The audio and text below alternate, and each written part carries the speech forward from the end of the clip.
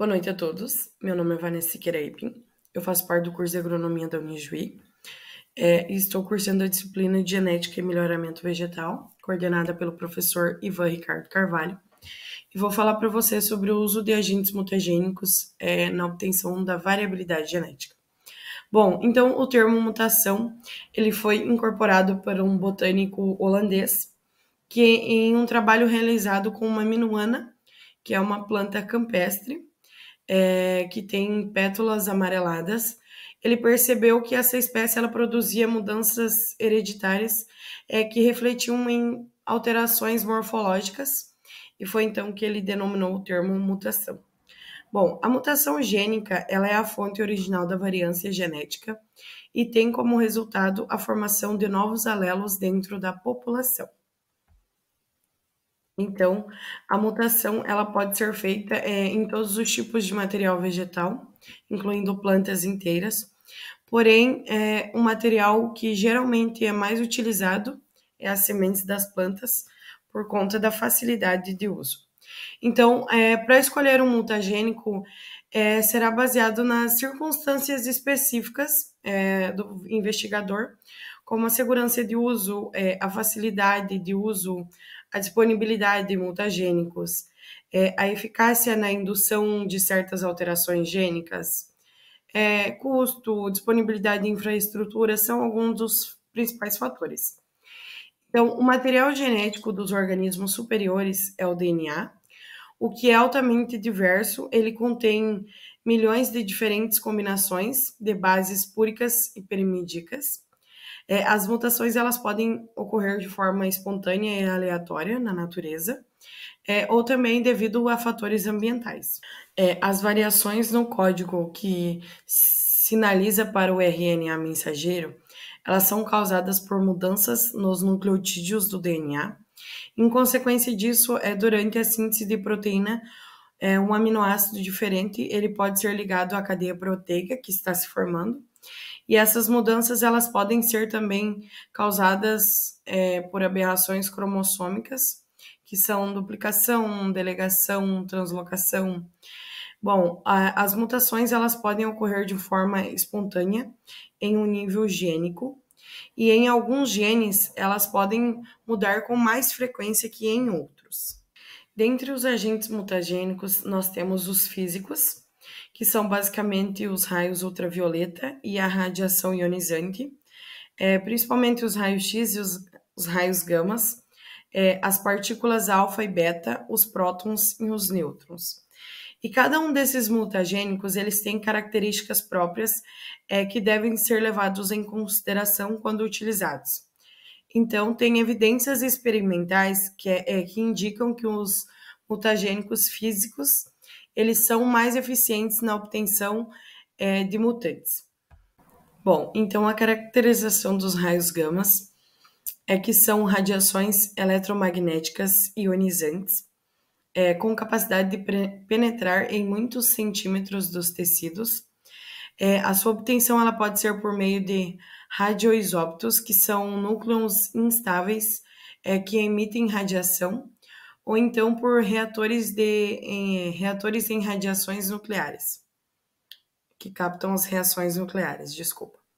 A sua utilização ela é parecida aos dos raios-x, e tem como vantagem a utilização para tratamentos prolongados em casa de vegetação ou em campo, onde as plantas elas ficam expostas durante o seu desenvolvimento aos raios gamas.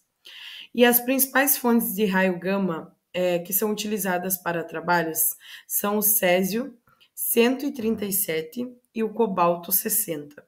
Porém, o césio ele é ainda mais utilizado, pois ele tem uma duração maior, comparada com a do cobalto.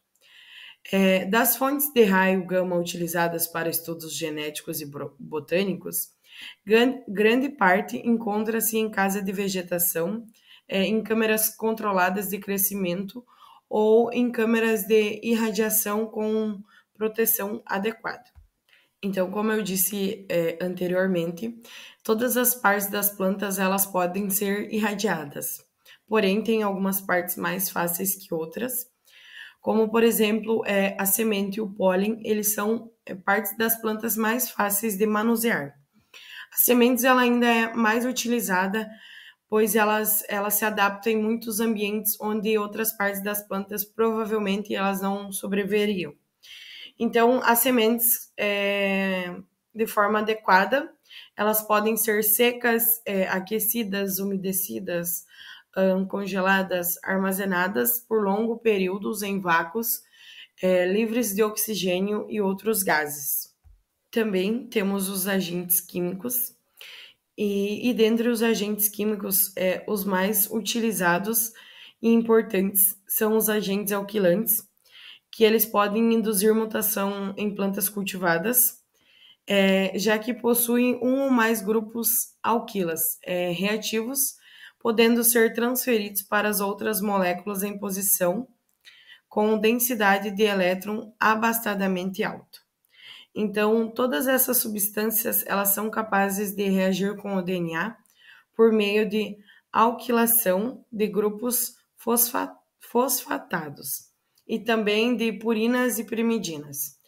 Dentre esses agentes, pode-se destacar o gás de mostarda, o dimetilsulfato, o dimetilsulfato, entre outros. Bom, a adição do radical etil ou metilaguanina durante a replicação do DNA por meio de ações de agentes alquilantes, ela resulta em um pareamento de guanina alquilada com timina. E essa base guanina alquilada, ela pode se desprender do DNA, deixando assim um espaço que pode ser preenchido por outras bases, como a adenina. Em trabalhos realizados com agentes mutagênicos químicos, deve-se levar em consideração alguns fatores, os quais são a concentração, a duração do tratamento, temperatura, são alguns dos principais fatores. Além desses fatores, nós devemos lembrar que outros fatores podem ocorrer antes, durante e depois do tratamento, alterando assim a ação dos agentes mutagênicos, como, por exemplo, o teor da umidade das sementes.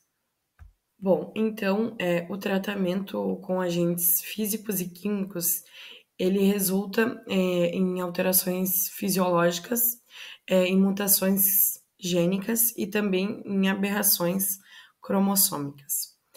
Os danos fisiológicos, eles são restritos à geração M1, e as mutações gênicas e aberrações cromossômicas, elas poderão ser transferidas da geração M1 para as próximas. E dentre os danos fisiológicos, os principais são o retardamento do crescimento e a morte. Então, a triagem ela deve ser iniciada a partir da geração M2, devido aos efeitos fisiológicos causados na geração M1 da natureza quimérica, das plantas M1, e devido à maior parte da mutação induzida elas serem recessivas. As mutações elas poderão ser utilizadas na elaboração de cultivares de soja, de feijão, de trigo, de arroz, cevada, alface, citros, além de outras espécies. Mas o número de cultivares produzidas por mutação, ele é muito pequeno comparado ao obtido por hibridação e seleção. Então, a mutação induzida, ela permite que os criadores das plantas administrem características desejáveis em altas taxas para iniciar programas de melhoramento de culturas e produzir novas variedades de culturas por meio de reprodução mutante. Então, os técnicos de criação de mutantes, eles têm contribuído muito para a melhoria das culturas, desenvolvimento oficial e propagação de milhares de variedades de plantas melhoradas. Então, a mutação induzida, ela ajuda a desbloquear o potencial dos recursos genéticos das plantas, promovendo assim maior matéria-prima para produzir novas variedades de culturas inteligentes previstas. Então, a mutação ela contribui significativamente para a segurança alimentar e nutritiva global e melhores meios de subsistência. Então, o meu trabalho seria mais ou menos isso. Eu gostaria de agradecer a atenção de todos e uma boa noite.